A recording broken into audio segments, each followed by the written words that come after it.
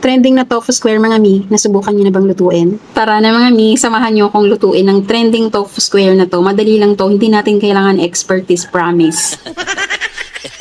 Bukod sa madali na, masarap naman talaga. Bumili muna kayo ng tokwa mga mi, 5 peraso. Sa palengke lang to, yung tagli-5. Hatiin nyo sa 4 para maging bite size. Ngayong nahatiin nyo na yung tokwa, balik na kayo sa palengke at bumili na ulit ng ibang ingredients. Pero, ilagay ko na lang sa comment section kompletong ingredients mga mi. Gawa tayo ng mixture, 2 tablespoon cornstarch and 2 tablespoon breading mix. Halukayin, haluin. Basta alam nyo na yun, malaki na kayo.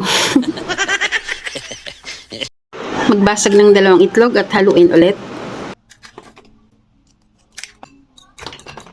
Kunin nyo na yung tofu na hinugasan at pinatuluan at ilagay na sa mixture. I-coat nyo na ng mixture, isa-isahin nyo kasi pag hinalo nyo lahat, padudurog yung tofu. Ilipat nyo na sa binating itlog. Pagulungin nyo na sa binating itlog, pagkatapos pagulungin nyo na ulit sa breadcrumbs. Ulitin nyo lang ulit yung procedure sa iba pang natitirang tofu. Pagkatapos ng ilang tumbling mga mi, prituhin nyo na. Yung breadcrumbs kasi dito mi ang magpapa-crispy. Prituhin nyo mi hanggang mag-golden brown, tapos baliktarin nyo na.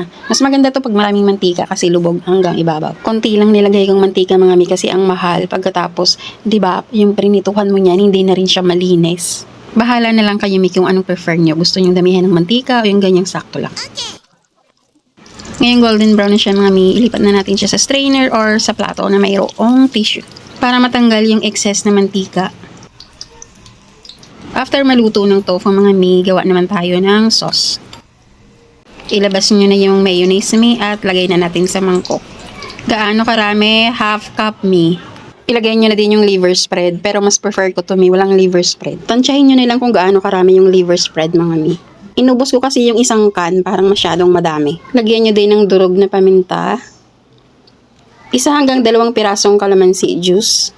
Timplahan nyo din ng liquid seasoning. 1 tablespoon na toyo. Hindi toyo nyo soy sauce.